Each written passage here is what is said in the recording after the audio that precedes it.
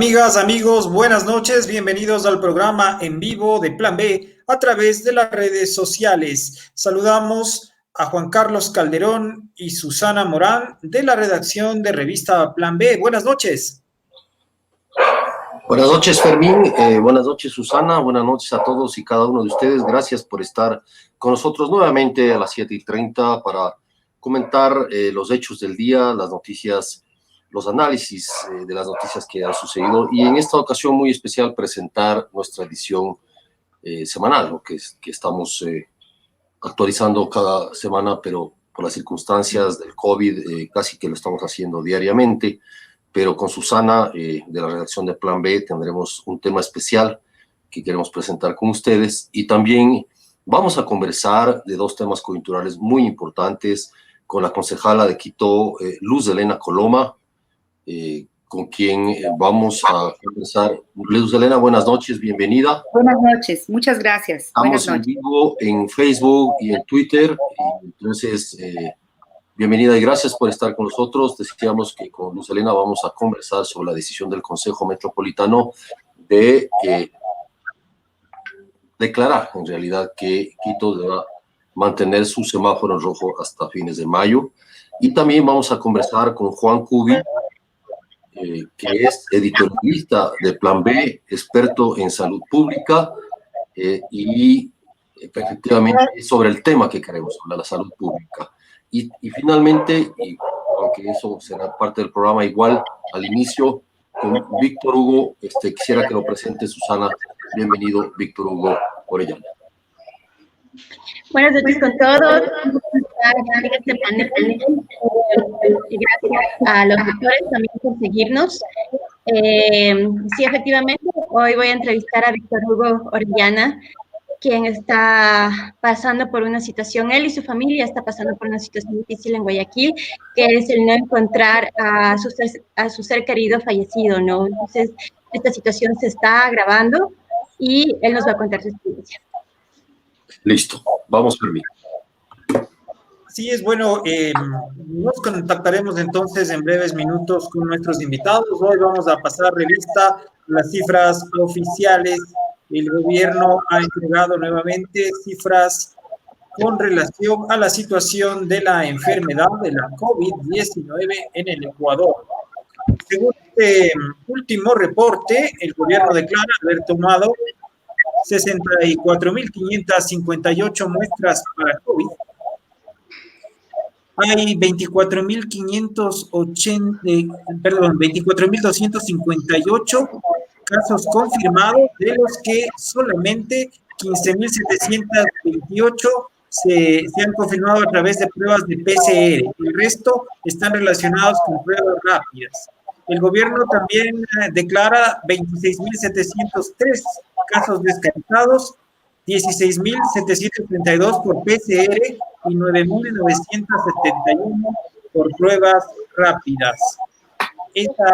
Hay recuperados 1.189 y también hay personas con alta hospitalaria por 1.643. Esta es la situación de las cifras. También podemos anotar cuál es el balance de mortalidad que se hace hasta esta hora.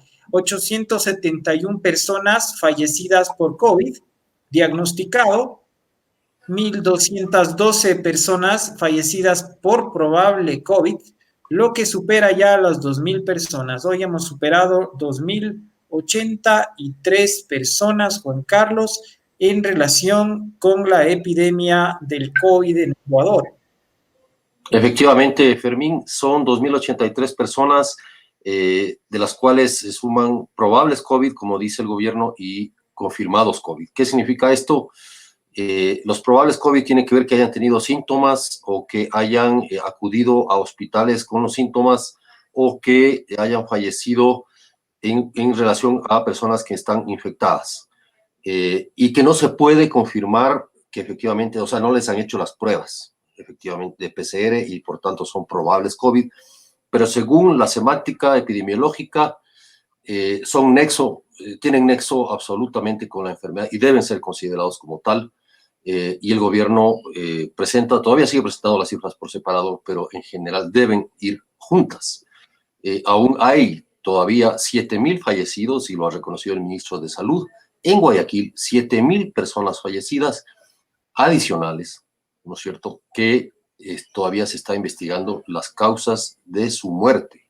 Es decir, que se pueden atribuir a COVID la mayor parte, pero no necesariamente. Pueden haber sido de otras enfermedades, también con nexos epidemiológicos. Inclusive se sospecha de enfermedades como el dengue, que en este momento tanto Guayaquil como otras ciudades tropicales del país están pasando con una epidemia muy, muy fuerte que desafortunadamente el COVID ha opacado, Fermín. Y el día de hoy también se conoció desde la península de Santa Elena las declaraciones del prefecto José Daniel Villao y de fuerzas sociales de esa provincia, que evalúa en 924 las muertes repentinas, recientes, que podrían tener relación con esta epidemia en la provincia de Santa Elena. Recordemos que Santa Elena tiene algunas ciudades turísticas muy conocidas, pero también tiene poblaciones costeras, comunidades, zonas rurales, y es ahí en donde se han producido un aumento de muertes muy significativo. Yo quisiera invitarte a escuchar las declaraciones del prefecto José Manuel Villao a un programa de la provincia de Santa Elena.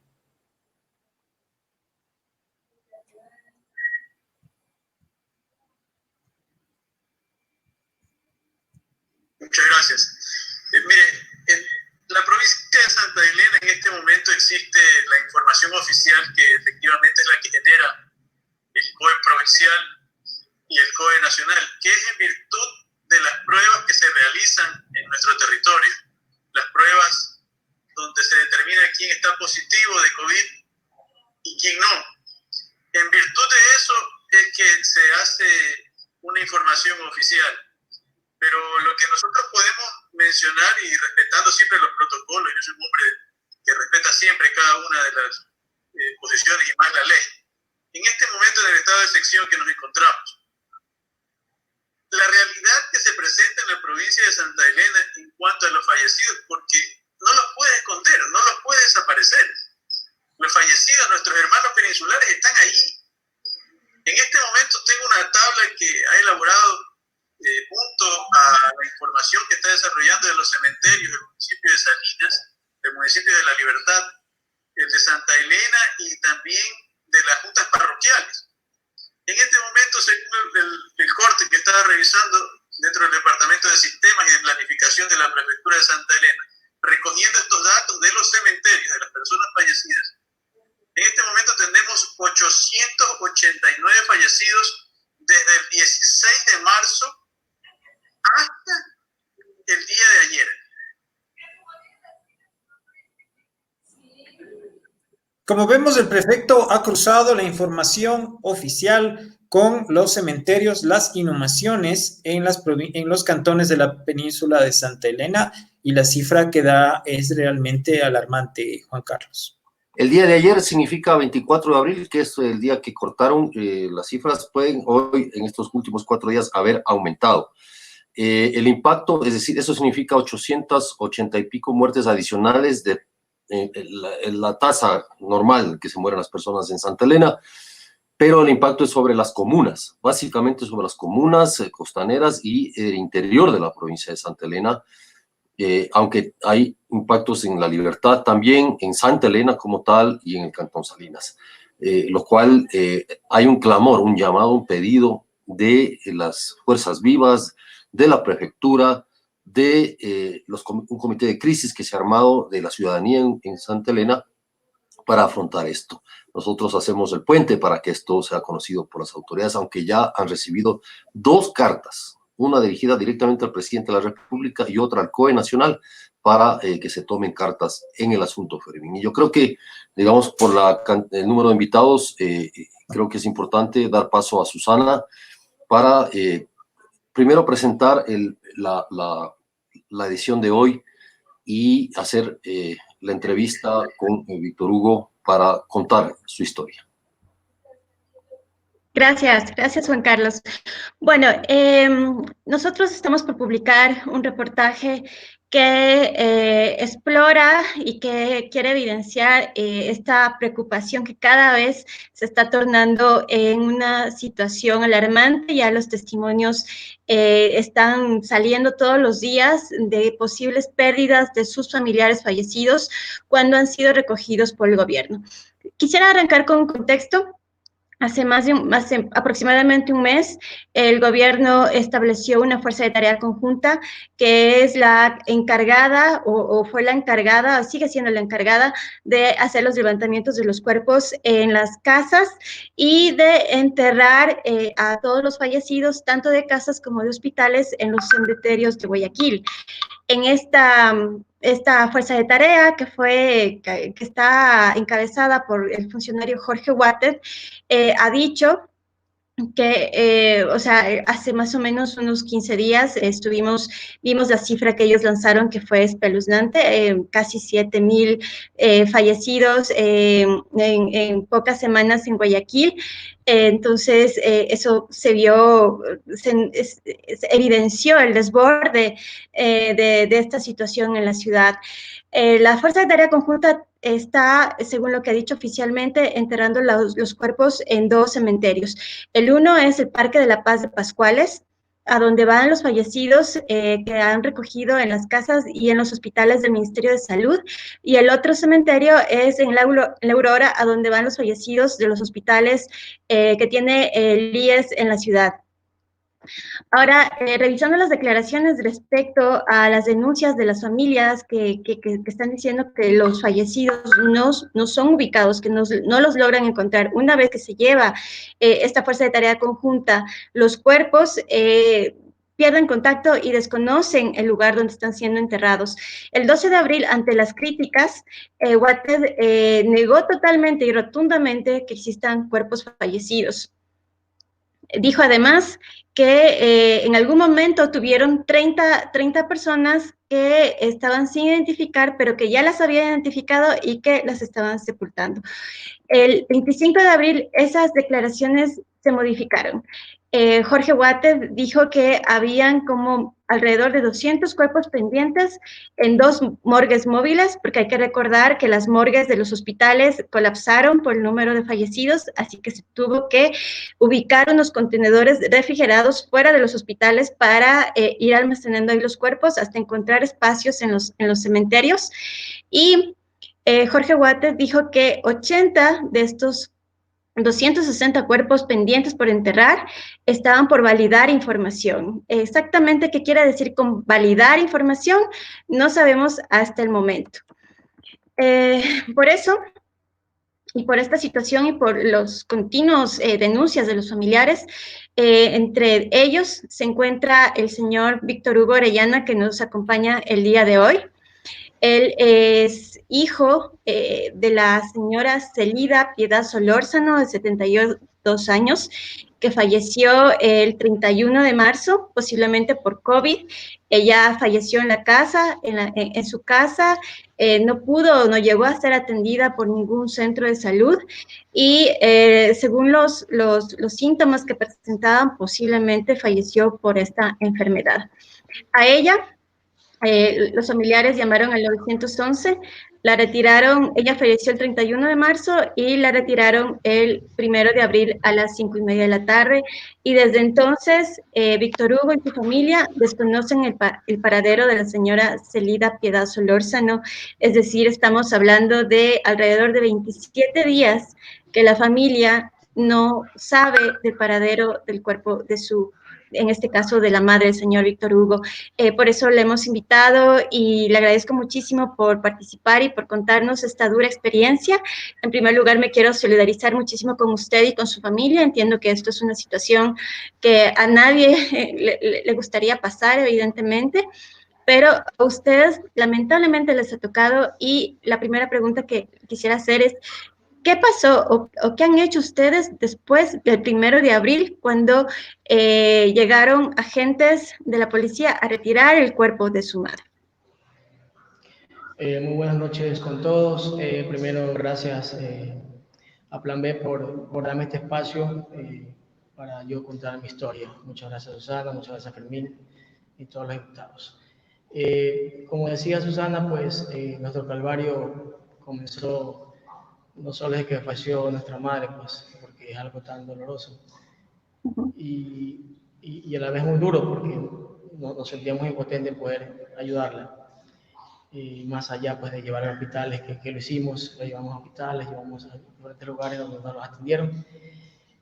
Comenzó desde el primero de abril que llegó un carro de criminalística con un sargento de la policía, otro carro, que de hecho no era un carro de criminalística, decía Correos del Ecuador.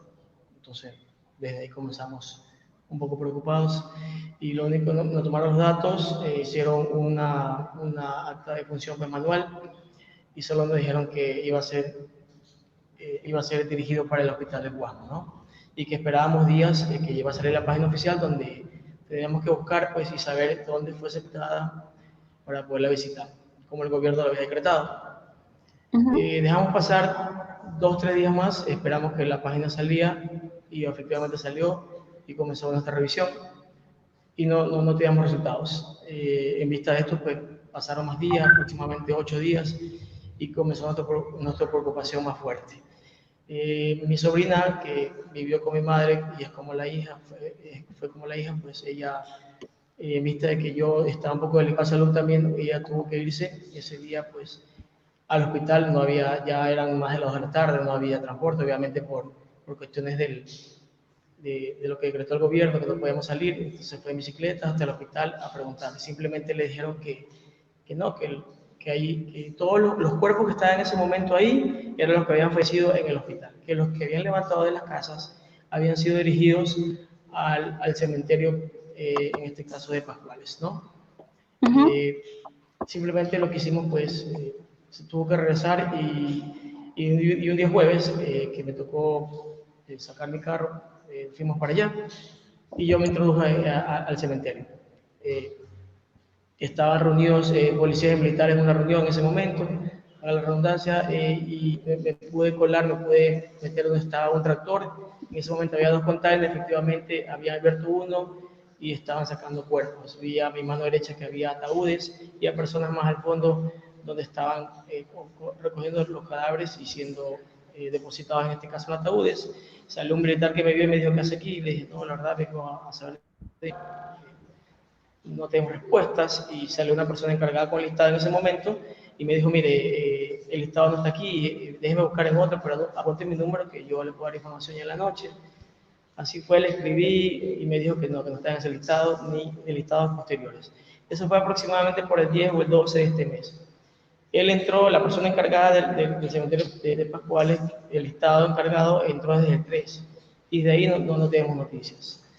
Dejamos pasar otra vez el tiempo y para ver qué pasaba, señal oficial, y no. Decidimos llamar a criminalística, en este caso pues el 911, para que ellos nos den. De pronto no la llevaron al hospital, estaba colapsado con muchos cadáveres. De pronto nos imaginamos que iba a otro lugar. Efectivamente escribí a un número de WhatsApp que también es dado por el 171.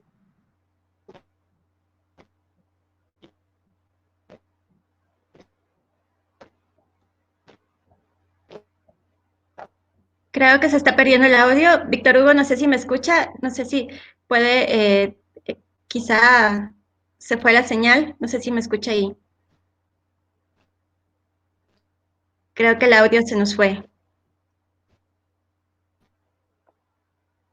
Bueno, mientras retomamos a Víctor Hugo, quisiera que mostremos este mensaje que está llegando a los familiares que han perdido a sus familiares fallecidos. No sé si es posible poner. Así es, Susana. Llega un mensaje y también hubo una campaña reciente en redes sociales que provocó rechazo, una especie de comercial de estos camposantos del gobierno que parece tener un tono un tanto inadecuado para las circunstancias. El mensaje que llega, que podemos verlo aquí, es este.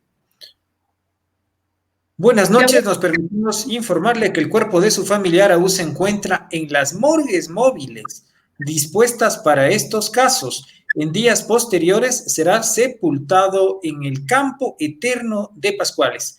Nuestro sentido pésame por tan irreparable pérdida Además, comunicamos que existe el sitio Coronavirus Fallecidos, en donde podrá conocer posteriormente la ubicación exacta en donde será sepultado su familiar. Esta es la página a la que hacía referencia Víctor Hugo, ¿no? Exactamente. Lo que yo quería, si podemos volver al mensaje, apuntar dos cosas. Ahí está Víctor Hugo, qué bueno. Hola, Víctor ¿me Hugo, escuchan?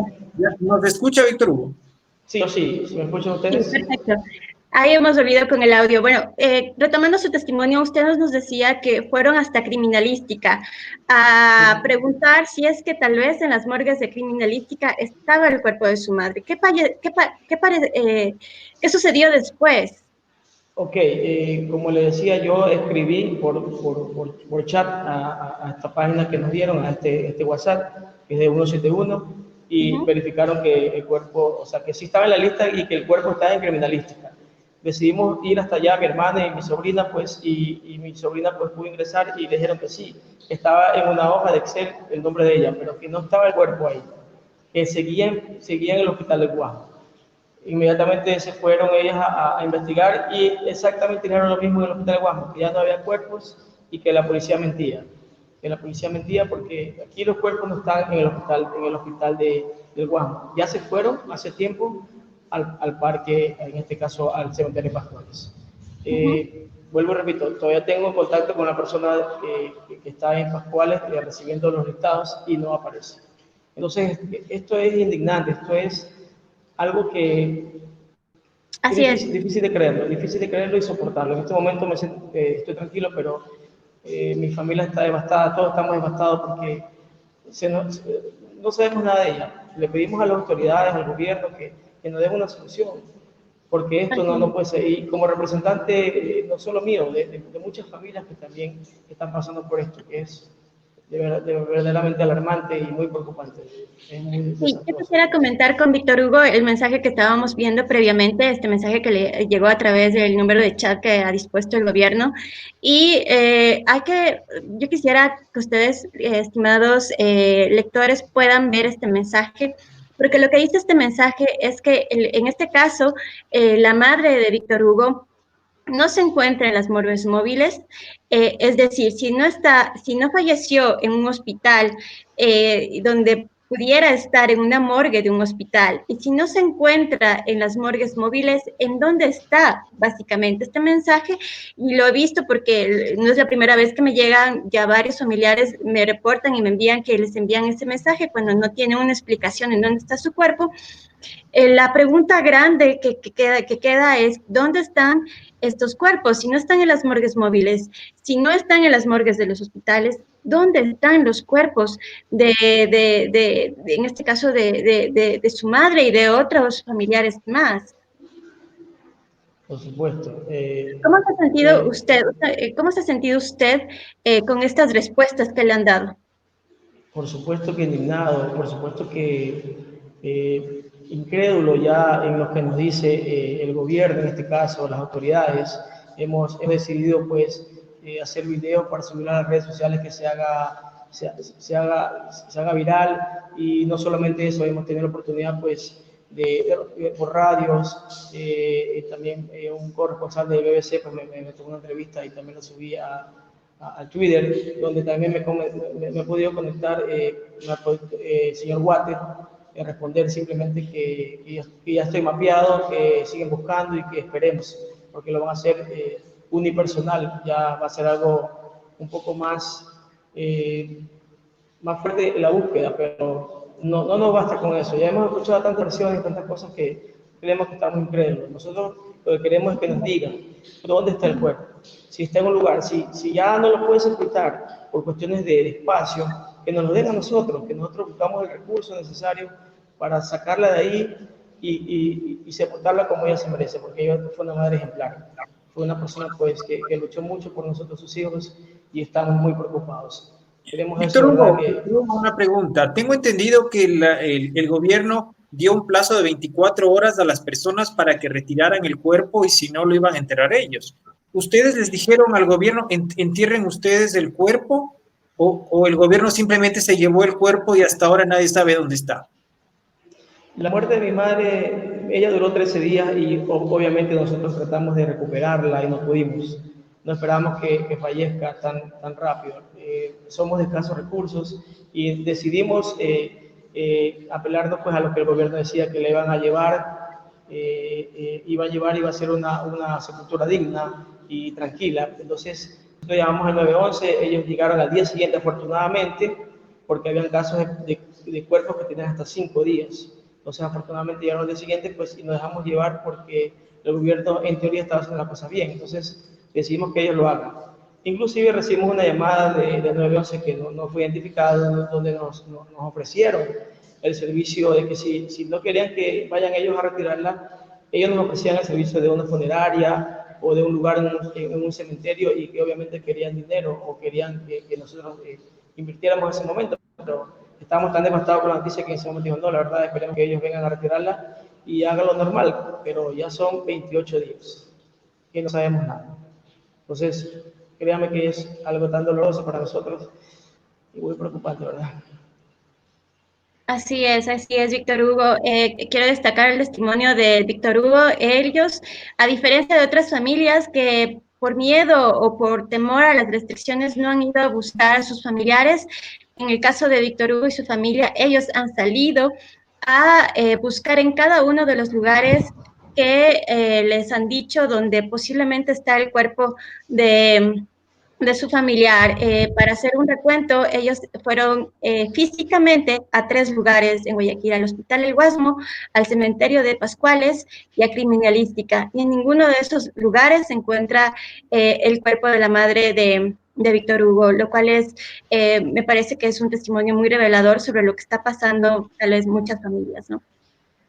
Así es, y sin duda una situación dramática que están pasando, nos lo atrevemos a decir, miles de familias en Guayaquil, mientras la publicidad oficial evoca cementerios tranquilos y pacíficos. Queremos agradecer a Víctor Hugo Orellana, un ciudadano de Guayaquil que, reiteramos, lleva casi un mes esperando que el Estado le diga dónde está el cuerpo de su señora madre, que se llevaron en una camioneta del Estado, agentes del Estado. Esperemos que le respondan, ¿no? Que le respondan, aunque sea por humanidad. Muchísimas gracias, Víctor Hugo, por su presencia en nuestro programa. No se desconecte porque probablemente vamos a tener comentarios de nuestros seguidores que probablemente estarán muy interesados en interactuar con usted. Susana, ¿qué te parece si junto con Juan Carlos vemos la edición de esta semana de revista Plan B? ¿Les parece que la vemos? Listo. Vamos a revisar nuestros temas, los que están subidos hoy. Este tema estará listo, me parece, mañana, Susana, que lo vamos a poder leer. Mañana se va a publicar. Les invitamos a leer este testimonio verdaderamente importante de las familias guayaquileñas que están tratando de encontrar a sus deudos. Por lo pronto, pueden ustedes revisar nuestra página, les vamos a mostrar cómo estamos, qué es lo que tenemos publicado hasta este momento en revista Plan B. Nuestra apertura de hoy, las cifras oficiales del gobierno que ya hemos relatado en nuestra sección Minuto a Minuto, en donde ustedes pueden seguir las noticias más importantes del día. También tenemos, durante la cuarentena, el líder de los choneros quiso acelerar su prelibertad. Alias Rasquiña, con su abogado Harrison Salcedo, presionó para obtener su prelibertad y un juez de Manabí fue clave para sus intenciones. Las razones por las que las principales ciudades se decantan por seguir en rojo. La mayoría de capitales provinciales, hemos hecho un mapeo, están decididas a continuar en el semáforo rojo por lo menos la próxima semana. No sabemos cuánto tiempo más.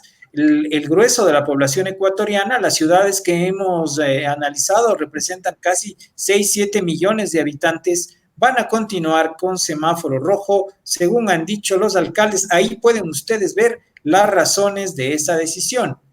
Tenemos dos colaboraciones muy importantes, una de Arturo Villavicencio, que se pregunta si las muertes no las está provocando únicamente el coronavirus. El doctor Villavicencio reflexiona también sobre la presencia del dengue, en especial en la costa.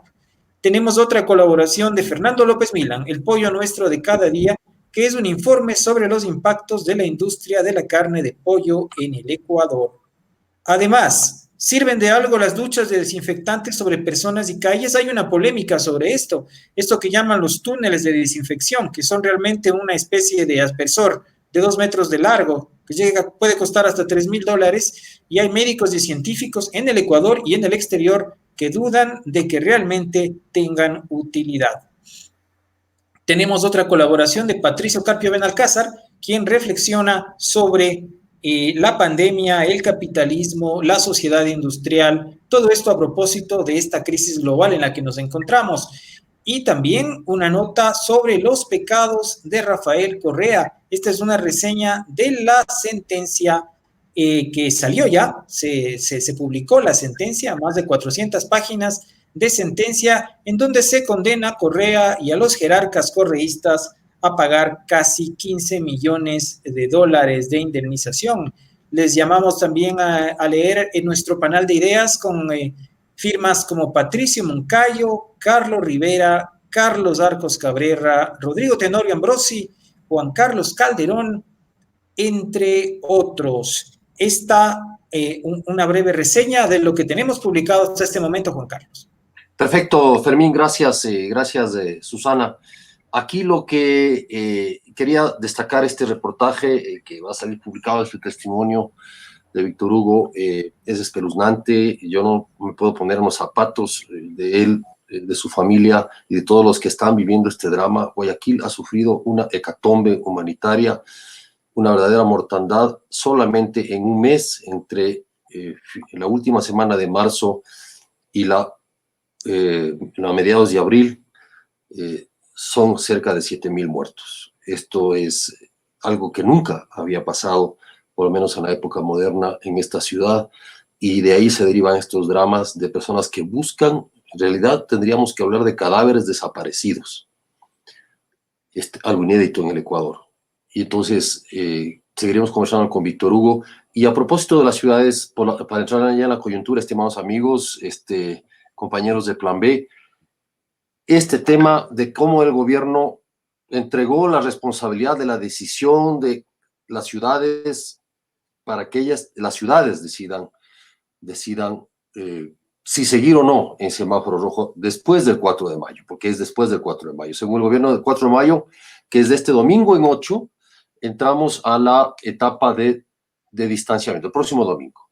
El próximo lunes estaremos en otras circunstancias, pero con un semáforo que se llama de colores rojo, amarillo y verde. Cada provincia y cada cantón de esas provincias van a tener un color distinto de acuerdo a las condiciones que el propio COE recomienda. En este punto, el Consejo Metropolitano de Quito resolvió por unanimidad, entiendo, 22 votos, entregar asumir esta responsabilidad, esta decisión, y decidir que el semáforo siga en rojo. ¿Cuáles fueron, Luz Helena Coloma, buenas noches, bienvenida?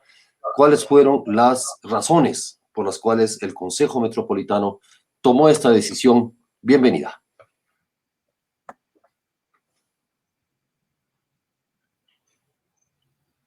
No escuchamos a Luz Helena. Parece que tenemos algún problema con el audio. Ya, creo que ahí yo me había puesto en mute, perdón. Vuelvo a saludar y agradecerles por la invitación y a quienes nos escuchan también. Hoy en el Consejo debatimos largamente en base a una resolución que había propuesto un concejal antes de la decisión tomada por el COE el domingo. Es decir, lo que sucedió es que el alcalde vía Twitter el día viernes pidió al COE nacional que extienda hasta el 31 de mayo el aislamiento. En ese sentido, el COE le respondió, le pidió, digamos, sus razones, el alcalde esgrimió sus razones, y en ese sentido se había pedido ya al Consejo, por parte de un concejal, que se analice esto, la decisión del Consejo hacia el COE para que considere ampliar el aislamiento. Y ahí viene la decisión que se anuncia la noche del domingo, de que sean los COEs cantonales los que intervengan, digamos, y sean corresponsables o en el análisis que se tendrá que hacer con el COE de su cantón para cambiar de color de semáforo o de alerta, ¿no es cierto? Cada nivel de alerta tiene unas restricciones. La roja es como estamos al momento. ¿Cuáles fueron las razones que se esgrimieron y que se explicaron hoy día al Consejo por parte del epidemiólogo que está a cargo de los análisis como parte del equipo de salud? Uno, la curva en Quito no muestra un descenso ni evidencias claras de un aplanamiento, porque en la provincia y porque en la ciudad no se han hecho el suficiente número de pruebas. Segundo, no hay una estructura de cerco epidemiológico y de seguimiento a los contactos, al menos esa es la razón que esgrime el municipio, que nos permita tener, digamos, la certeza de que aquellas personas contagiadas están siendo contenidas y están siendo un seguimiento, traqueadas, digamos, hay un tracking de esas personas y de sus cerco de contactos que nos permita tener la certeza de esas contenciones.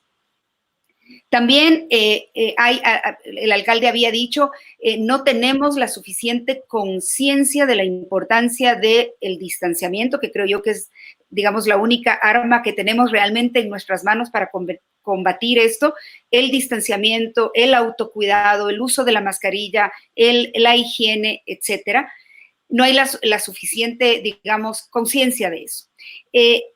Y bueno, el centro de aislamiento metropolitano que está equipándose no está todavía listo. Entiendo que estará listo los primeros días de mayo con 350 camas para poder trabajar en justamente el aislamiento a personas que tengan síntomas que no requieran cuidados, digamos, de un hospital o de una UCI. Entonces, este es un poco el panorama. Nosotros como consejo no le dijimos y debatimos largo sobre esto que hasta una fecha tal debemos mantenernos en rojo. Las condiciones en este momento no están dadas para abrir, digamos, la economía, las jornadas laborales, la circulación a otro nivel, ¿no es cierto? Y entendemos claramente también que hay un problema de salud económica de la ciudad y una presión muy grande por reabrir espacios de la economía, y ese es el dilema que tienen todos los países y todas las ciudades del mundo. ¿Cuál es ese punto equilibrado entre mantener restricciones y aflojar un poco actividades económicas, pero sin poner en riesgo la salud de la gente? Ese es el gran dilema y no tenemos un derrotero trazado, no tenemos una guía para hacer eso, porque el mundo entero está viviendo esto por primera vez y esa es la dificultad que tienen los gobernantes. A mí por eso me parece que es importante que los alcaldes se involucren en las decisiones, porque este no puede ser un tema político, un tema de, yo le pedí al COE, pero el COE no me hizo caso. Yo lo hubiera hecho de esta manera, pero el COE decidió hacerlo de otra manera. No, somos todos corresponsables en esto. El ciudadano que tiene que cumplir lo que tiene que cumplir, la autoridad de la ciudad, las autoridades de la ciudad y, por supuesto, las autoridades del COE. Entonces, Luz Helena, permítenos una pregunta para aclarar un poco esto. El alcalde Yunda dijo hasta el 31 de mayo, pero el Consejo no fijó una fecha. Es decir, podría ser una semana, 2, 3, dependiendo de la situación de la ciudad. ¿Es eso lo que el Consejo ha... Exactamente. Y aquí tiene que haber una consideración, digamos, científica, ¿no? El virus... La pandemia no se comporta como nosotros quisiéramos que se comporte. Nosotros no le ponemos las reglas de juego, lamentablemente. Hay una dinámica, ¿no es cierto?, que nos va a decir cómo están los sistemas de salud, tenemos esa capacidad de atención, la curva de contagio está creciendo lentamente, podemos, digamos, poner más gente a circular con determinadas con las protecciones, evidentemente, pueden abrir ciertas empresas con protocolos claros y evidentemente hay focos más problemáticos en la ciudad, focos que ya están incumpliendo las medidas de aislamiento. Entonces, ¿qué medidas de contención y de trabajo corresponsablemente como ciudad vamos a seguir haciendo en estas 4, 3, 2 semanas que seguiremos en rojo? Están dados los parámetros para un cambio, tenemos que analizarlo semana a semana con data absolutamente clara y obviamente con un espíritu de trabajo en equipo, en el COE cantonal, en el COE provincial. Concejal, tengo una pregunta. ¿El Consejo y el municipio tienen o cuentan con un equipo de científicos que los estén asesorando, que los estén guiando? Y si es así, ¿cuáles son el perfil de estos científicos que están apoyando las decisiones que ustedes están tomando? Sí, a ver, es la primera vez que en el Consejo, digamos, tenemos la presentación del epidemiólogo Gregorio Maldonado, que es parte del equipo de la Secretaría de Salud, liderada por el doctor Lenín Mantilla, y quien es, entiendo yo, la cabeza principal en este tema. El señor alcalde ha dicho varias veces que están permanentemente en consulta con un equipo de epidemiólogos, de médicos que están recomendando un poco las líneas de acción en esta situación. El COE, bueno, también, y ha sido público, ha tenido las permanentes consultas de equipos de epidemiólogos y considero que es así como se tiene que trabajar. En el COE hay que trabajar con criterios, digamos, de datos científicos, epidemiológicos, y todos tenemos que poner, digo todos, ciudad, autoridades de la ciudad, funcionarios, el hombro para hacer mejor el trabajo. Nosotros tenemos una tarea que hacer, que se la ha venido haciendo en estas 4 semanas de confinamiento como ciudad, 4 o más semanas, ya perdí la cuenta, desde el 13 de marzo, que se ha venido haciendo de control de espacios públicos, de control del tránsito, de desinfección de lugares, de educación a la ciudadanía, de entrega de vituallas y alimentos, que es fundamental. Si queremos que se quede la gente en casa y sobre todo en lugares más vulnerables, hay que tener una estrategia súper eficiente de apoyo humanitario y alimenticio. Eso también se le pidió al alcalde, eso se ha venido haciendo y hay que intensificarlo. Entonces sí, la respuesta es sí, hay ese equipo, digamos, que está. Luz Helena, bueno, sí es meritorio que el Consejo entre a este proceso porque es una decisión colectiva, no es una decisión solo del alcalde o su círculo de ejecutivos del municipio ni del solo del COE. Porque eso permitirá una mayor participación ciudadana y ahí quiero yo preguntarte. Primero, el alcalde, el tema de las pruebas es estratégico para pensar en salir de modo ordenado. Mientras más datos tengamos de pruebas PCR, sobre todo, tenemos más seguridad en cuanto a cercos epidemiológicos y toda una estrategia de vigilancia epidemiológica, ¿cierto? ¿Qué pasa con las pruebas en Quito? ¿Qué les ha dicho el alcalde? Porque yo le acabo de preguntar al ministro de Salud, nos dio unas cifras nacionales, pero dijo en las ciudades cada alcalde trae, hay grupos de solidaridad que traen, etcétera, etcétera. ¿Ha dicho el alcalde cuántas en realidad pruebas PCR hay en este momento en Quito? ¿Cuántas va a traer y qué se perfila al respecto?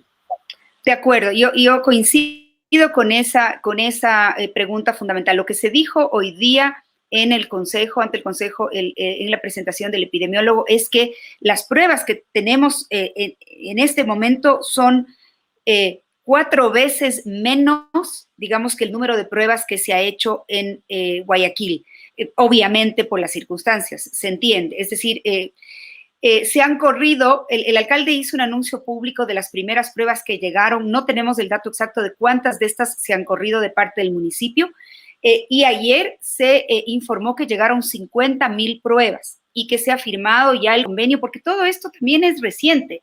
Primero, el mercado de pruebas a nivel mundial no es que tienes una oferta enorme y muy fácil para conseguir pruebas, todo el planeta se disputa pruebas PCR. Segundo, vemos que la capacidad estatal de procesarlas es limitada y entonces entran a escena laboratorios. En este caso, se ha hecho un convenio con el laboratorio de la Universidad Central, el Centro de Biomedicina, entiendo que también con el de la Católica y con el INSPI para ver los protocolos que hay que seguir para tomar y analizar esas pruebas PCR. Entonces, todavía creo yo que, digamos, no tengo la evidencia de que en el municipio se hayan hecho más de 1,000 o 2,000 pruebas por parte, digamos, de las que el municipio ha traído. Ahí se anunció que ayer llegaron 50,000 y que se están trayendo y que llegarán otras 50,000, porque también esto es complicado en el mercado mundial de No hay un dato más concreto como tú, un dato más preciso, lamento no tenerlo yo, pero creo que también es importante aterrizar esta realidad. Es decir, en Nueva York, yo le escuchaba al gobernador Cuomo decir, no hemos podido hacer más de, me parece que 40,000 pruebas, justamente por la escasez. Oímos el mismo discurso de escasez de pruebas, de imposibilidades. Entonces, ese es un escenario real. No podemos tampoco, creo yo, decir, abrimos la ciudad cuando hayamos hecho 1 millón de pruebas, porque no va a haber 1 millón de pruebas. Es imposible hacer en el corto plazo en la ciudad 1 millón de pruebas, pero sí es posible tener protocolos de seguridad claros y obviamente esa responsabilidad también ponerla en las empresas que van a reabrir con la obligación de hacer pruebas y tener protocolos de manejo en el caso de contagios y demás. Pues Elena, quisiéramos invitar a Juan Cubi, editorialista de Plan B, quien tiene un comentario sobre esta situación. Bueno. Gracias, Fermín.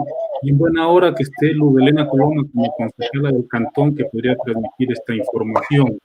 Porque en efecto estamos atravesando una dificultad respecto de las cifras que dificulta profundamente tomar decisiones. Yo les voy a dar una información preparada por el doctor Javier Maldonado Ávila, que estuvo el día de ayer en un foro latinoamericano donde presentamos el tema de la pandemia en el Ecuador, ¿no?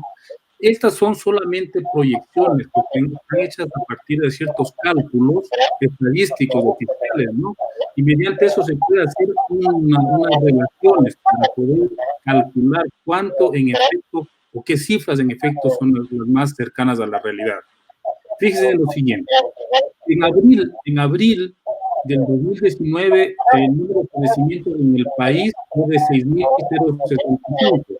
En abril del 2020 es de 12.727, casi 7.000 fallecimientos adicionales, que no pueden ser únicamente atribuidos a otras causas regulares de enfermedades, están directamente relacionadas con la pandemia.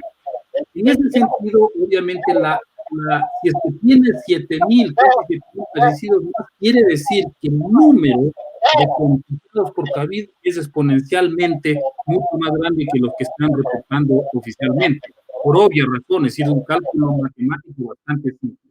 Primera cosa, respecto de las pruebas, esto es más complicado, sobre todo en el caso de Pichín. Fíjate, se han hecho al momento, al día de ayer que se presentaron los datos, 61.529 pruebas en el país. Y hay un índice, una tasa de positividad de casi 38%, es decir, de las pruebas que se hace, más o menos el 38% ha dado positivo. Por lo tanto, si vamos a analizar la situación en el caso de Pichincha, tengo acá el dato, si pensamos que en Guayaquil se ha aplicado el 58% de estas pruebas, en Guayas, y en Pichincha únicamente el 14%, eso significa que la positividad reportada en Pichincha es irreal. O sea, los 1.000 y pico de contagiados es irreal. Habría que esperar y confirme esto lo que ha dicho Ludelena Coloma, que si se aplica la cuarta parte de las pruebas, quiere decir que el momento en que se llegara a igualar al menos el 60% casi de las pruebas que se dan en Guayas, probablemente la cifra suba enormemente en Pichincha. Según el doctor Maldonado, si quisiera este cálculo en Pichincha podría estarnos acercando en este momento a los 15.000 contagios, más o menos, ¿sí? De manera que sí sería bueno que se maneje esta información, porque lamentablemente lo que más creo que está generando incertidumbre en el país es la ausencia de datos confiables. Yo no diría datos verificables porque es muy difícil, pero al menos confiables. En ese sentido, yo creo que la decisión de postergar el levantamiento de la cuarentena es totalmente coherente con esta situación. Y esperemos que no suceda lo que ocurrió en los días pasados con la información que nos dieron el ministro del gobierno, que de la noche a la mañana se duplicaron los casos de contagio, por el simple hecho de que se manejaba una información un poco más precisa. A mí me parece que este rato es crucial tener estos datos, como por ejemplo, les voy a anticipar otro de los datos que da el doctor Javier Maldonado, es respecto de la disponibilidad de las camas de unidad de cuidados intensivos a nivel de país.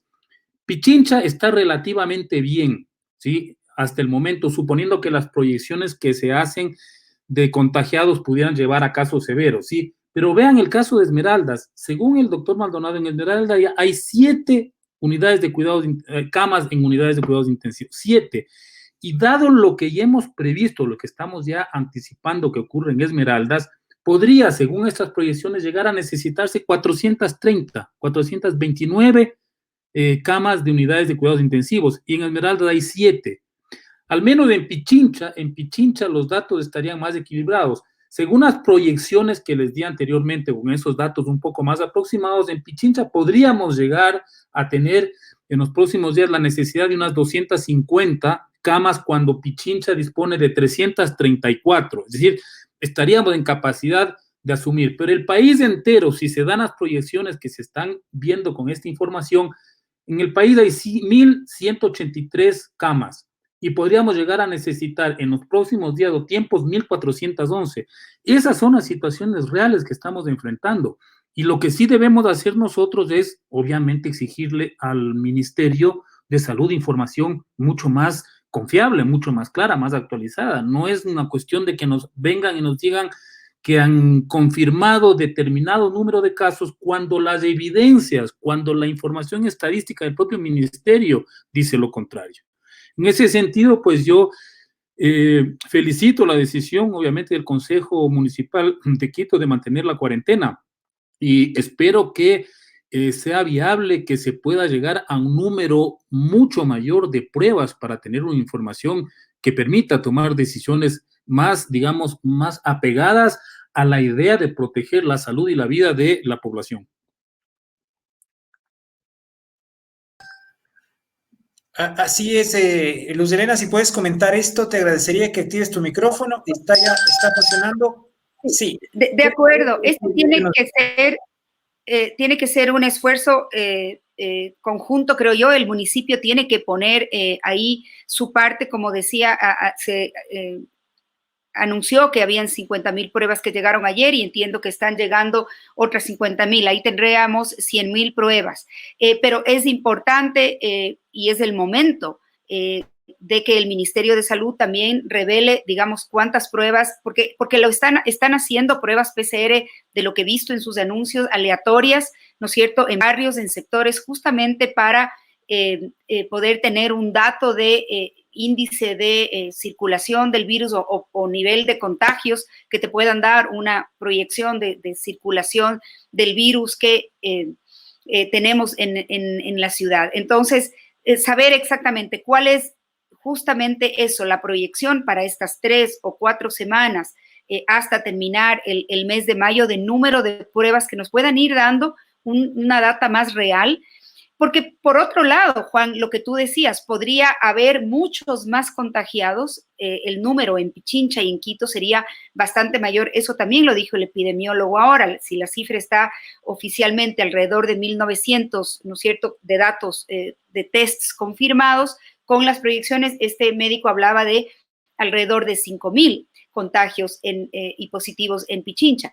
En Quito, perdón, que tiene su mayor porcentaje en la capital de la provincia, en el distrito.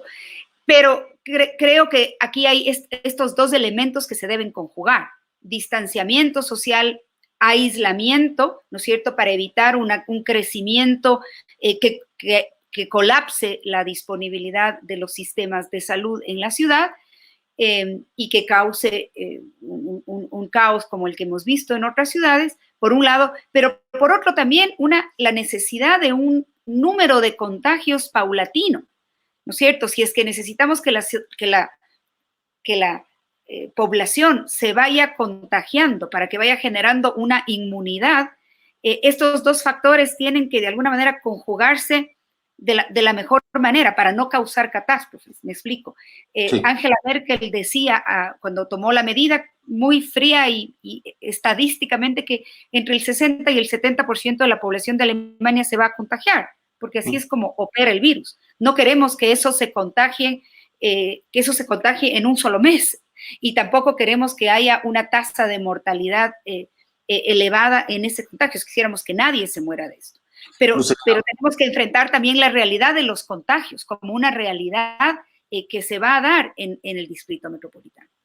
Luz Helena, sí, de hecho, las mejores experiencias que se han dado en el mundo, en control de la epidemia, han sido de países dirigidos por mujeres. Eso no lo tenemos, digamos, eso lo tenemos claro, y habría que después analizar por qué, pero es un dato de la realidad. Sin embargo, ahí sobre el municipio de Quito, dos cosas, Luz Helena. ¿Cuáles son las competencias que va a asumir el municipio en este tema? ¿Cómo se va a dar la relación entre COE nacional y COE cantonal? Porque evidentemente, por ejemplo, toman 100.000 pruebas Quito. ¿Qué va a pasar con estas pruebas? ¿Dónde se van a tomar? ¿Quién decide eso? ¿Decide el Consejo, el COE cantonal, el Ministerio de Salud? O sea, ¿cómo están distribuidas esas competencias? Yeah. Por eso, por una pregunta que hace Andrés Troya, aquí que ya vamos a pasar las preguntas que hace el público, dice que ¿qué acciones ha plantado el municipio y qué información y recursos les va a entregar el gobierno para esto? Además, ¿con qué recursos va a trabajar esto? No, porque no hay nuevas competencias. No hay nuevas competencias. El único cambio es que el COE cantonal participa en la toma de decisión y es el responsable de la decisión del cambio de semáforo, pero no hay nuevas competencias. El ente rector sigue siendo salud, las competencias de salud, de seguridad, la policía siguen siendo las mismas competencias que están en este momento de la emergencia, además dirigidas por el COE nacional.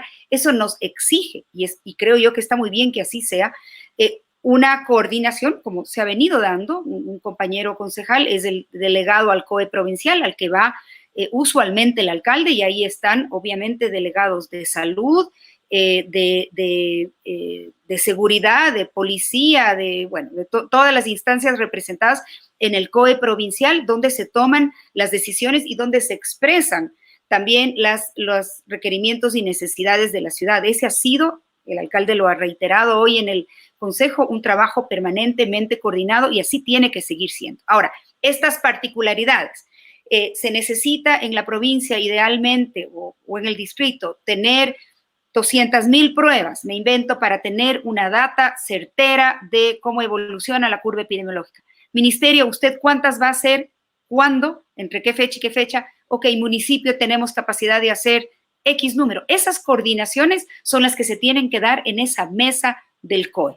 Lo propio, me hacían una pregunta con el número de camas de UCI, nos dieron esta mañana, no sé exactamente la ocupación en este momento, pero el dato que nos dieron, ya lo voy a encontrar en la presentación de esta mañana, esas son las cosas que tienen que semana a semana evaluarse en el COE. ¿Cómo estamos de los servicios de salud? Están empezando a operar los centros de triaje. El municipio está participando, la empresa privada también, estarán junto a los hospitales del Ministerio de Salud, estas grandes carpas afuera que permitirán ir filtrando a los pacientes que van llegando en el sentido de darles una primera atención, que no colapse los sistemas de emergencia y que puedan tener ahí oxígeno, evaluación, justamente para decidir atención, para decidir si deben ser internados, si pueden ir al centro de aislamiento Quito Solidario, al otro centro en el Julio César Hidalgo, al otro espacio que se ha evaluado también en la Casa de la Selección. O sea, ese tiene que ser un trabajo coordinado, no queda de otra. Y si queremos ser eficientes en el manejo de esta crisis, es así como se le debe hacer. No podemos lanzarnos la pelota de lo que has dejado de hacer o yo lo habría hecho diferente. Por supuesto, exigir la data que necesitamos para tomar decisiones. A ver, estaba viendo los comentarios de las personas que están asistiendo. Parece que hay un problema de audio. Sí, sí. Mi audio, no sé si alguien tiene prendido el micrófono y está interrumpiendo la participación, y me han pedido que por favor confirme algunos datos. No sé si igual Juan Carlos Calderón me ha pedido que confirme algunos datos. Voy a ser brevísimo. Esta es información, por si acaso, del doctor Javier Maldonado Dávila, ¿no? En una exposición del día de ayer. A ver, lo que él plantea es que dada la tasa de positividad que es cercana al 38% de todas las pruebas que se han realizado, de las 61,000 pruebas realizadas en el país, se puede hacer proyecciones. Eso no es una información reverificada. Según el doctor Maldonado, de acuerdo a eso, estaríamos en Pichincha bordeando los 5,000 contagios, lo cual acaba de ser confirmada por la información que han dado en el Consejo Municipal de Quito por el epidemiólogo de la municipalidad, ¿sí? Esa es la primera. En ese sentido, entonces, habría que ir pensando que el porcentaje de letalidad, es decir, de personas que pueden necesitar internamiento, que necesitan atención hospitalaria, cuidados intensivos, obviamente se incrementa, ¿sí? En ese sentido, yo le podría dar, Luz de Helena no tenía los datos, sobre camas de unidades de cuidados intensivos. En el país hay 1,183 y en Pichincha hay 334. Ese es el dato oficial del ministerio. Ahora bien, si hay estas proyecciones que estamos hablando, podrían llegar a necesitarse en las próximas semanas un total en el país de 1,411 camas en unidades de cuidados intensivos que superan, ¿sí?, los 1,183 que tenemos disponibles. En el caso de Pichincha, la situación no sería tan grave, porque podríamos llegar a necesitar 247 camas cuando tenemos disponible 334. Pero ahí, vuelvo a repetir, hay provincias donde es aterrador. Caso de Esmeraldas, hay 7 camas de unidades de cuidado intensivo, porque según el doctor Maldonado, muchas de estas camas y los respiradores artificiales fueron llevados por la emergencia a Guayaquil y podría llegar a necesitarse 430 si la curva sigue manteniéndose. Y otro dato que da el doctor Maldonado es que las cifras que está planteando el gobierno tienden a disimular la curva de contagio, porque están haciendo, no puedo explicar esto muy al detalle porque es una cuestión más compleja, pero se están haciendo registros de casos anteriores que lo que hacen es simplemente presentar como que no existiera un incremento diario de casos, cuando lo que estamos viendo es que en efecto los casos se están multiplicando permanentemente. Por lo tanto, yo vuelvo a insistir, es fundamental, ¿sí?, que se transparente la información lo máximo que sea posible, porque de otra manera no se pueden tomar decisiones, porque me acaba de decir Luz de Helena que en el análisis que han hecho del municipio de Quito se ve que en efecto la curva no se está comportando tal como la presentan oficialmente, que más bien existe una tendencia a un incremento de los casos, lo cual implica que las medidas restrictivas, la cuarentena, tenga que prolongarse, y de tal manera que el reingreso a ciertas formas de normalidad tendrían que postergarse, incluso con distanciamiento y con una serie de medidas preventivas. Entonces, no sé si sea claro en el sentido de darles esta información más precisa a las personas que nos están escuchando. Así es, muchísimas gracias a Juan Cubi por estos datos que evidentemente cuestionan algunas de las cuantificaciones oficiales. Vamos a dar paso a los comentarios de nuestros seguidores a través de las redes sociales. Hay algunos comentarios, ha habido una intensa participación esta noche en las redes sociales. Giuseppe Vaca dice, por favor, queremos una solución para nuestro amigo y su mamá que no aparece, se refiere a la historia que hemos presentado de Guayaquil. Tenemos otro comentario de Flor María Sotalín. Juegan con el dolor de los familiares. No puede ser que desaparezca un cadáver. Esto es insólito. No ha desaparecido uno, han desaparecido un montón. Ese es el problema. Muchísimos. Lea usted. Tanto el gobierno como nosotros desconocemos cuántos. Eso también es preocupante. Tenemos otro comentario de Oscar Raúl Ospina. Pues estos no construyen un hospital en 10 días, no son capaces de dotar las condiciones de bioseguridad mínimas a los trabajadores de la salud, ya que son expertos en comprar contenedores refrigerados para almacenar cadáveres estilo Yunda. Bueno, en realidad es necesario que haya esos contenedores para almacenar los cuerpos. No sé a qué se refiere con el estilo Yunda, pero yo creo que las referencias de esa naturaleza están de más en esta crisis. Tenemos otro comentario, que las personas se muerdan y que no tenemos derecho, se muerdan, supongo que decir se muerdan, y que no tenemos derecho a una atención eficiente de salud. Así es. Marta Roldós nos decía, Juan Carlos y Susana, el sistema de salud de Guayaquil no daba la talla desde el principio. Y yo creo que ningún sistema de salud en el Ecuador. Ojo. Ahora, ahí hay un punto y es importante, después seguimos poniéndolos, pero yo tenía una pregunta para Luz Helena, y es, si en el Consejo se debatió el tema de la economía de la ciudad. Sí. Porque tú hablabas evidentemente que hay un problema. Esta presión tiene que ver con la gente primero ya quiere salir, o hemos visto como muchos ya han salido, o sea, ya están haciendo trancones normalmente, y me temo que el 4 de mayo haya también una explosión de gente que salga, porque a la gente se le quedó el 4 de mayo como una referencia, y nada más. Entonces, ¿qué medidas ha previsto adoptar el municipio? Porque es una realidad, o sea, eso existe, va a pasar. La gente va a salir. ¿Y cuál es la salud económica de la ciudad en este momento? ¿Tienen ustedes datos, Luz Helena? La salud económica de la ciudad, del distrito, no es buena y obviamente se va a empeorar. No venía siendo buena. Tenemos una tasa de pobreza del 8%, una tasa de extrema pobreza del 2%. En octubre ya hubo un golpe importante a la economía, digamos, del país y por supuesto, de la ciudad. El hecho de la desvinculación de personal de empresas públicas le golpea de una manera especial a Quito, ya que esa es una fuente, digamos, de trabajo en la ciudad importante. Lo analizamos hoy día, vimos algunos datos que son preocupantes, como estos dos que he dado. Tenemos 166,400 microempresas en la ciudad. Ese es un importante porcentaje de empresas que dinamizan la economía. Son pequeñas 16,000 de esas 166,000. 2,200 son medianas empresas de tipo A, como se las califica, y 1,600 de tipo B, y 1,388 grandes, digamos, empresas. Esas 188,000 empresas que tenemos en el tejido empresarial de la ciudad representan el 21% del total nacional. El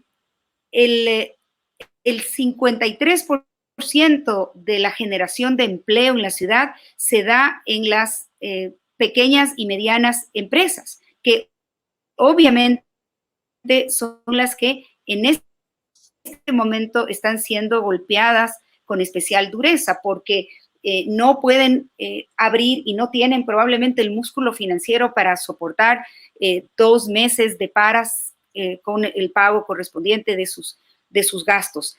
Y obviamente por ese lado hay una presión. En el sector de la construcción, que es un importante generador de empleo, también hay una presión por retomar la actividad. Se ha aprobado en el país, me parece que 30 proyectos de construcción piloto, de los cuales alrededor de 10 están en el distrito metropolitano y empiezan a operar con estrictos protocolos y demás.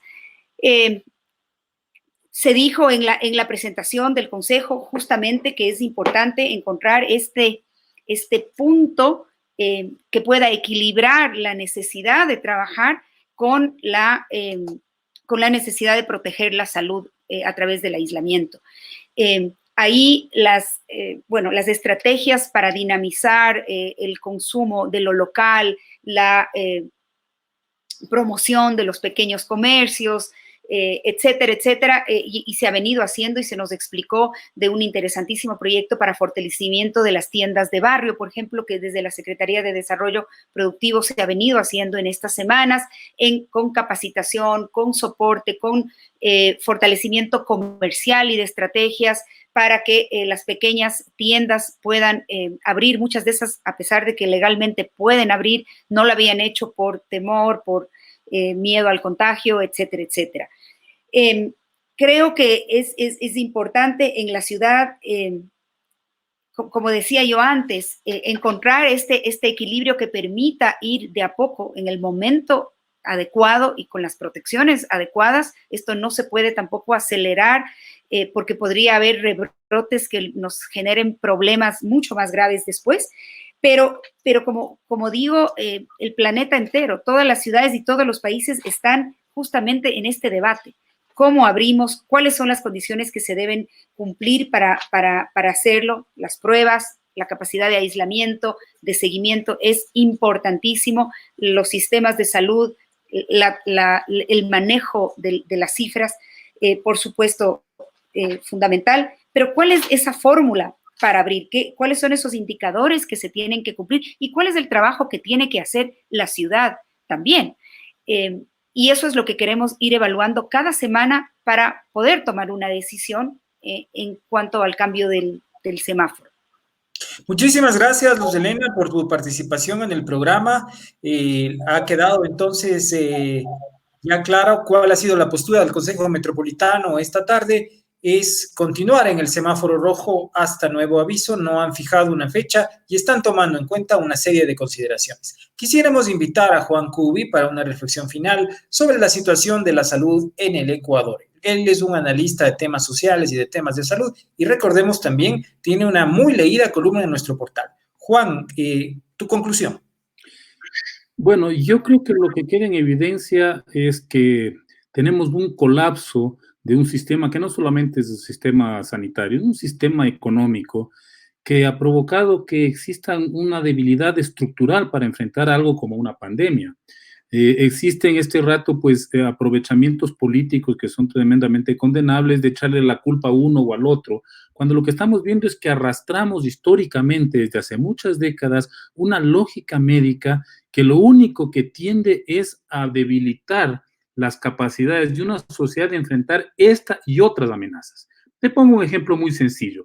Esta idea que se vendió durante los últimos 10 años, durante el Correato, de que había que hacer un gasto enorme en infraestructura, en equipamiento, en el fondo debilitó esa capacidad que tienen, por ejemplo, las comunidades indígenas, lo que tienen las familias, los barrios, de enfrentar las demandas de salud desde otras lógicas, ¿no? Desde una medicina mucho más comunitaria, una medicina de lo que llamábamos antes la medicina de las abuelitas, una medicina casera, o sea, una serie de alternativas que combinan la prevención de la salud con ciertas lógicas no medicalizadas o que no son dependientes de los servicios de salud. Pero en esta lógica que nos aplicaron 10 años, claro, ahora nos damos cuenta de que queremos pedirle al Estado, a las instituciones estatales como es el municipio o el Ministerio de Salud, que dé una respuesta a una situación que es inmanejable. Eso es lo que hay que reflexionar. Yo creo que todo el proceso de privatización de la salud encubierta que se profundizó durante el gobierno anterior y que continúa con el actual, tiene que ser cuestionada, tiene que ser puesta en una tela de duda respecto de su supuesta efectividad, que no ha sido tal.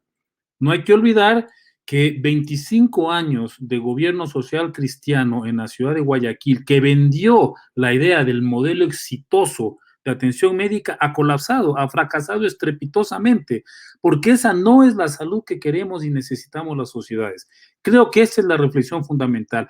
¿Cuál es la salud que necesita un país como el Ecuador, que tiene una serie de carencias, una serie de limitaciones históricas, pero que no nos impiden poder afrontar estas amenazas? Me parece que ese tiene que ser el debate, uno de los tantos debates que tiene que darse en este país, en América Latina y sobre todo en los países pobres, en los países de lo que se llamaba el tercer mundo en los próximos tiempos.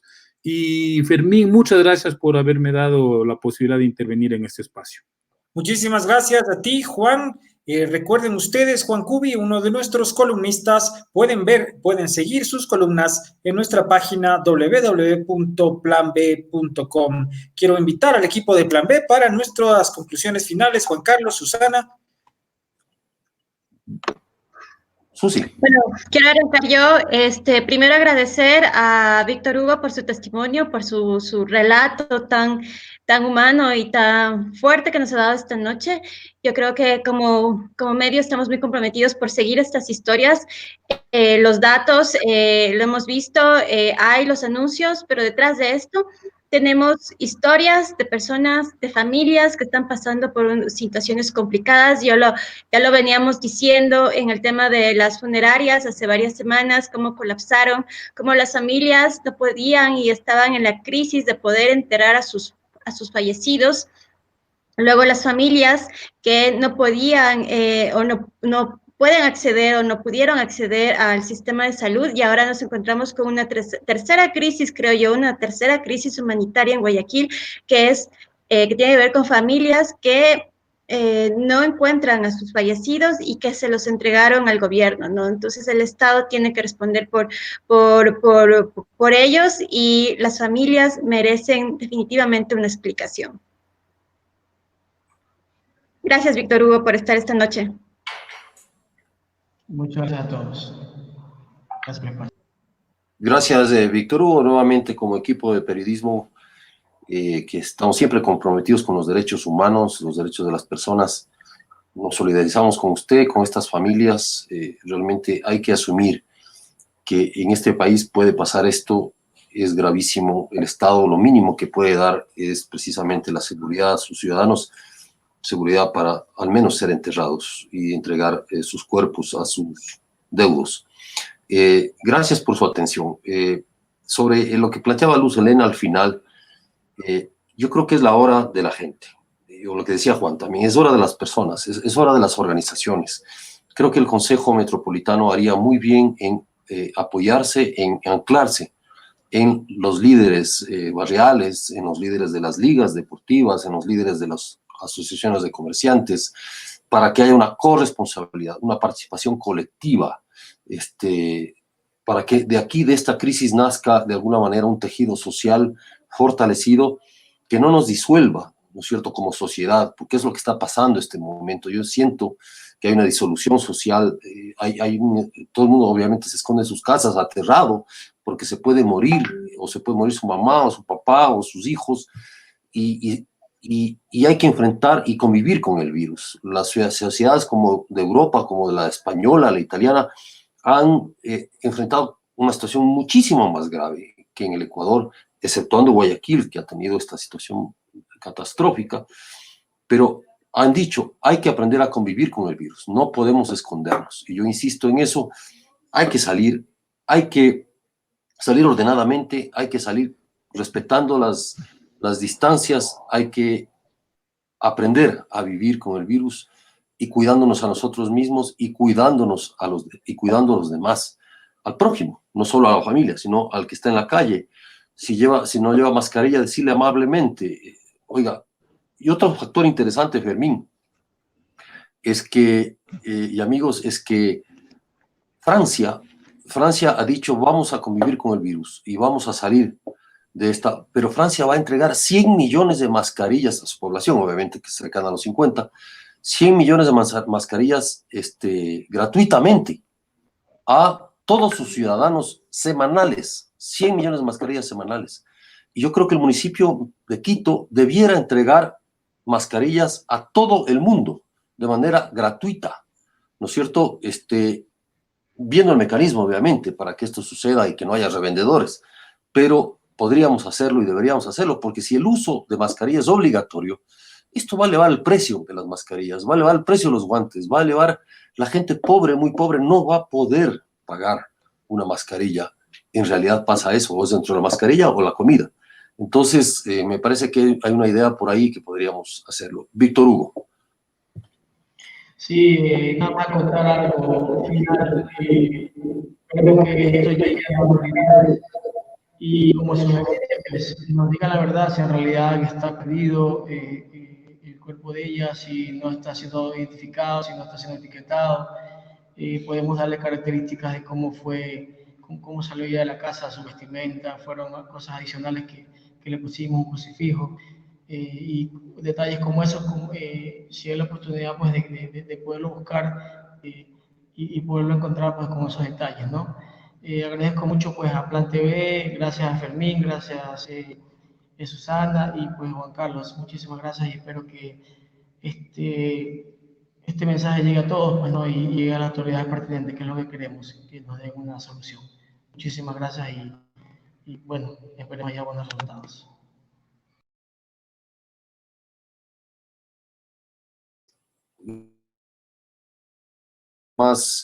Gracias, Víctor Hugo, y nada más para despedirnos, Fermín y Susana, gracias por estar con nosotros. Fermín, despide, por favor, el programa.